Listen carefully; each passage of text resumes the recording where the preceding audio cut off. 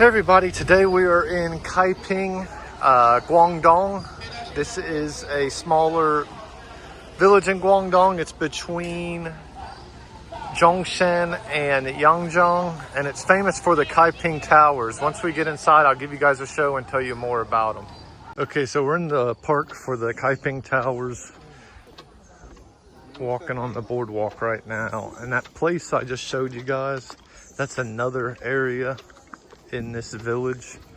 We came back down the street a little bit because that area was not the area that my wife came to before, but now we're here and inside this park, and there's an entrance fee to get in. It's about 10 USD per ticket, but once we get to the towers, then I'll give you guys another look. Okay, so we just made it to the part where you could see the Kaiping Towers. And you might be saying as you watch this video that they have some Western influence, especially on the architecture. And that's because most of the families that built these towers were either overseas Chinese that came back, you know, wealthy overseas Chinese that came back, or families that had Chinese overseas that sent money back. And, you know, these were constructed in the late 1800s, anywhere from 1880 to the 1930s. And if you know anything about Chinese history back then, not just back then, but even leading up to that time, there's a lot of unrest in China due to just limited resources. So that's why they constructed these houses with a more fortified approach to protect from anybody trying to come in and you know, steal from them or what have you. Plus, you know, they have lookouts on the top and stuff like that, so they could see from afar who is coming. Because all this area around here, there's some mountains in the further, but just in this near vicinity, that's all rice paddy fields. So you'll be able to see people coming from quite a ways out. But yeah, I think we're gonna go up one of these soon. So when I go inside one, I'll film some more. But so this village is called Zili Village. It's actually a UNESCO site. And it's been listed on the World Cultural Heritage List since 2007. So that's just some more information for you guys. But yeah, let's walk around more and see what we can see. So we're actually inside one of the Kaiping Towers now. This is like on the 3rd floor. And they have some living quarters up here. So this is built in the 1930s. There's a small kitchen here. You see where they have the wok over there, and then smaller stovetop there with some counter space. Here's a bedroom. Okay. And here's, looks like maybe a nursery or something, or maybe just a storage room. There's they call it an American style trunk. But yeah, let's go up to the top and I'll give you guys another show. So here we are up on the balcony of this one that I just showed you guys, the 3rd floor of it. You can see, like I said, downstairs, you can see quite a ways from up here.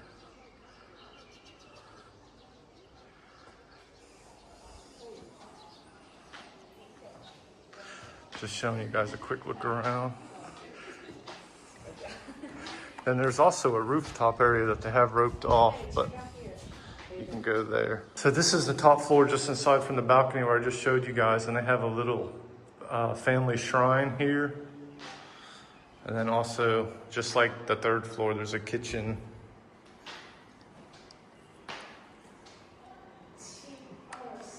And some other rooms up here, but they don't really have furnitured out.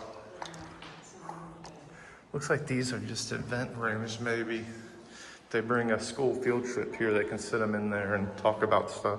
So the building we were just in is called the Yesheng Villa. And like I said in there, it's constructed in the 1930s. And it covers 221 square meters, which is about 2,200 square feet.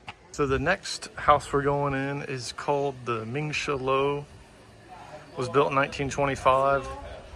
This is by an overseas who returned from the United States. So we'll go in and check it out. So we're inside this house, and you can tell this one's a lot more richer than the first one we were just in. There's stained glass, as you can see. And then here's the pictures. So this guy had 3 wives.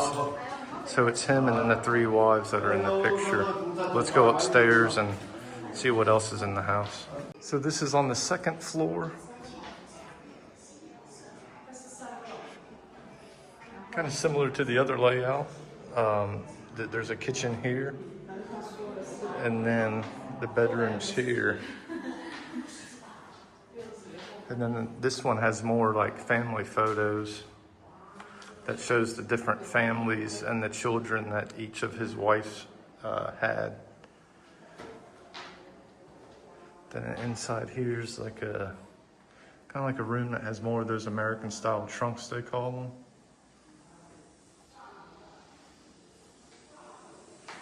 I have like a china cabinet over there with some old bottles of alcohol. And then a bedroom here.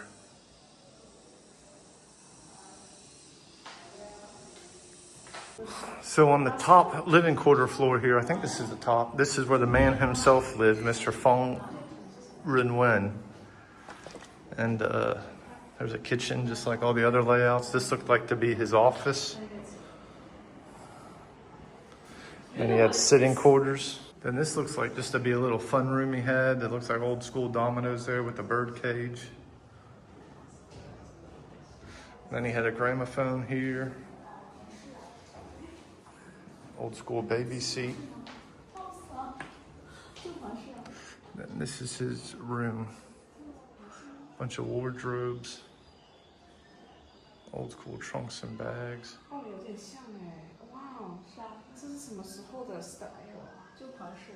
So we're up here on the balcony of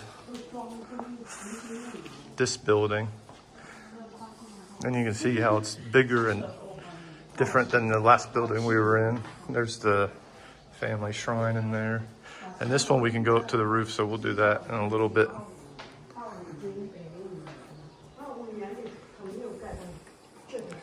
These are just some stones. Maybe they had a fire up here. Whitewash jar. Cement barrel. But they have these little corner areas.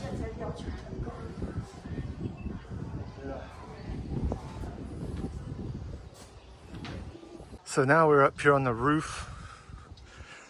And I believe this is the tallest building here as well. Like I just said, it's the biggest. But you can see how far you can see across the surrounding rice fields and these fish hatchery ponds. So that was the main reason why they made them so tall, is like I said, they could see raiders coming from afar and they could protect what is theirs. Because like I said, these were all wealthy people, so they had probably some, you know, back then they probably had a lot of gold, cash, jewelry, just resources such as grains and foods to eat. So yeah, this is Kaiping Tower Village. Just a quick look around. Hey everyone, so that's the building we were just in. And we're just going to do some more walking around, just look at some other buildings here, like the ones back here. But anyways, this is the Kaiping Tower. Like I told you, it's between Zhongshan and Yangzheng. And if you guys ever get a chance to, not just here, but anywhere, get out of the cities a little bit, there should be some historical sites nearby like this to check out. It really is a good opportunity to check out these places, and they won't be as crowded as inner city historical parts. But anyways, I hope you all enjoyed this video of the Kaiping Towers, and I'll see you all next time.